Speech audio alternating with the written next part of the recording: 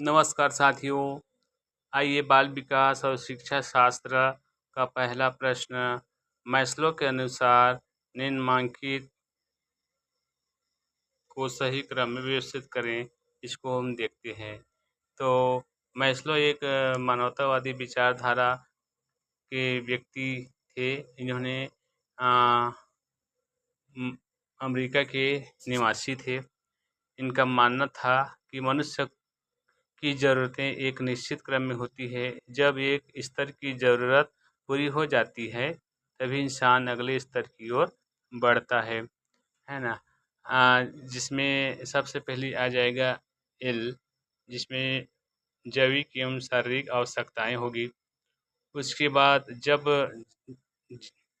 जीव को क्या चाहिए, भोजन, पानी, नींद और हवा चाहिए, है ना। उसके बाद उन्हें सुरक्षा की आवश्यकताएं होती हैं। जब ये सब बुनियादी ज़रूरतें शुरुआत में उसको मिल जाएगी तब उनको सुरक्षा चाहिए। उसके बाद उनको चाहिए प्रेम, अपनेपन की आवश्यकता, ठीक है। उसके बाद चाहिए उन्हें सम्मान की आवश्यकता। उसके बाद अंत में चाहिए आत्मबोध। इसी तरह यदि हम इसको एक स्कूल में लेंगे, यदि बच्चा को, हमारे स्कूल में जो बच्चे आते हैं उनके बारे में यदि सोचें तो क्या सोचेंगे। मैस्लो का सिद्धांत क्या कहता है? यदि बच्चा भूखा है, शारीरिक ज़रूरत या डरा हुआ है ना, और सुरक्षा की ज़रूरत है, तो वह कक्षा में प्रभावी ढंग से सीख नहीं पाएगा और डरा रहेगा और पेट भूखा रहेगा, पेट शरीर कमज़ोर रहेगा, तो निश्चित रूप से वह सही सीख नहीं पाएगा, अधिगम को प्राप्त नहीं कर पाएगा। इस तरह से हम इसी को ध्यान में रखते हुए आज वर्तमान में पोषण की आवश्यकता और सुरक्षा की आवश्यकता और खेल खेल में शिक्षा को बढ़ावा दिया जा रहा है ताकि बच्चा अच्छा अधिगम को प्राप्त कर ले। तो हमारा इस तरह से ऑप्शन में देखें तो हमारा ये ऑप्शन सही होगा मैस्लो के अनुसार। इस तरह से पहला प्रश्न आप लोगों के सामने रहा। अब दूसरा प्रश्न के लिए जाएंगे। थॉर्नडाइक के प्रयास एवं त्रुटि के सिद्धांत के आधार पर सम्मिलित करके सही उत्तर चुनें। आइए दूसरा प्रश्न पर गौर करें। दूसरा प्रश्न क्या बोल रहा है? ये कह रहा है कि थॉर्नडाइक के प्रयास एवं त्रुटि के सिद्धांत के आधार पर सम्मिलित करके सही उत्तर चुनिए। देखिए, ये कॉलम 1 और कॉलम 2 को मिलान करना है। सबसे पहले ये तत्परता का नियम। तत्परता का नियम क्या होगा इसके बारे में जानेंगे। यदि कोई छात्र किसी नई चीज़ को सीखने के लिए मानसिक रूप से तैयार है तो वह उसे बहुत जल्दी और खुशी खुशी सीख लेता है।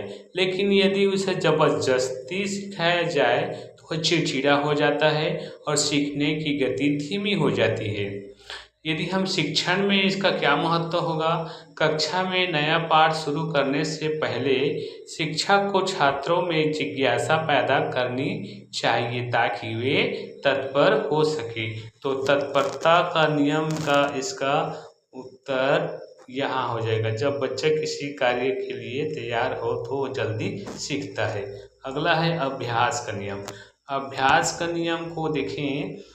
यह क्या कहता है कि अभ्यास का मतलब होता है करत करत अभ्यास की वाली कहावत पर आधारित है। इसे दो भागों में बांटा गया है, उपयोग का नियम और अनुप्रयोग का नियम। इसमें क्या देखेंगे, देखिए व्याख्या। जब हम किसी कार्य को बार बार दोहराते हैं, अभ्यास करते हैं, दोहराना माने अभ्यास, तो हमारा दिमाग और शरीर उस कार्य के साथ एक मजबूत संबंध बना लेता है जिससे अधिगम स्थायी हो जाता है। यदि अभ्यास छोड़ दिया जाए तो हम उसे भूलने लगते हैं। अब इसमें शिक्षण का महत्व कैसे होगा? गणित के सवाल या भाषा के शब्दों को बार बार अभ्यास करने से ही छात्र उनमें निपुण होते हैं। तो दोहराना मतलब किसमें दिया है अभ्यास, यानी कि इसमें, है ना, बी का 1। अगला देखेंगे प्रभाव का नियम। प्रभाव का नियम क्या होगा? थॉर्नडाइक का सबसे महत्वपूर्ण नियम माना जाता है, जिसे संतोष और असंतोष का नियम भी कहते हैं। तो संतोष जिसमें होगा वही हमारा उत्तर होगा।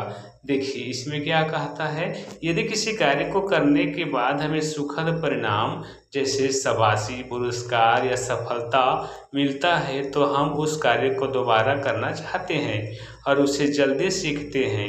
इसके विपरीत यदि परिणाम कष्टदायक या असंतोषजनक हो तो हम उसे नहीं सीखना चाहते। ठीक है, तो सी का चौथा हो जाएगा। शिक्षण में इसका महत्व क्या होगा? छात्रों को सही उत्तर देने पर शाबाश, क्या बात, और पुरस्कार देकर उनके सीखने की क्षमता को सुदृढ़ बनाना चाहिए। ठीक है, इसके बाद है बहुअनुक्रिया का नियम। इसमें क्या होगा? नियम जो सीखने के शुरुआत को दर्शाता है। तो यदि हम इसका उत्तर देखेंगे तो इसका क्या हो जाएगा? इसका वो तीसरा होगा, ये वाला। नई समस्या आने से व्यक्ति तब तक प्रतिक्रियाएं करता है जब तक सफल ना हो जाए। इसके बारे में जाने, जब हमारे सामने कोई नई समस्या आती है तो हम उसे सुलझाने के लिए कई तरह की प्रतिक्रियाएं करते हैं। अब हम तब तक अलग अलग तरीके आजमाते रहते हैं जब तक कि हमें सही समाधान नहीं मिल जाता। इसी प्रक्रिया में गलती और सुधार के माध्यम से सीखना होता है। शिक्षण में इसका क्या महत्व होगा? यह नियम बच्चों को कोशिश करने के लिए प्रेरित करता है। एक शिक्षक के रूप में हमें बच्चों को गलतियों से डरने के बजाय अलग अलग समाधान खोजने के लिए प्रोत्साहित करना चाहिए। इस तरह से हमारा कौन सा ऑप्शन में है देख लीजिए। 1 का 2 हो गया, बी का 1 हो गया। ठीक है, तो हमारा बी का 1 देगा, ये डी वाला, डी ऑप्शन होगा। कौन सा होगा? डी।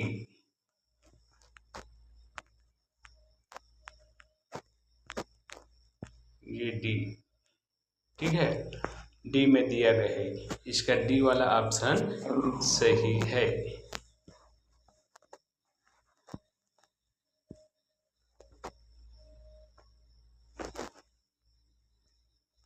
ठीक है साथियों, अगला प्रश्न देखेंगे।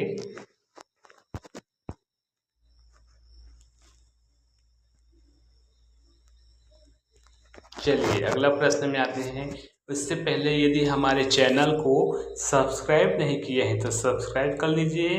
यदि लाइक नहीं किए हैं तो लाइक कर दीजिए, ताकि अगला तीसरा नंबर का प्रश्न धमाकेदार होने वाला है। क्योंकि CGTT धमाकेदार प्रश्न लेकर आ रहा है, तो धमाकेदार इसका उत्तर भी होगा।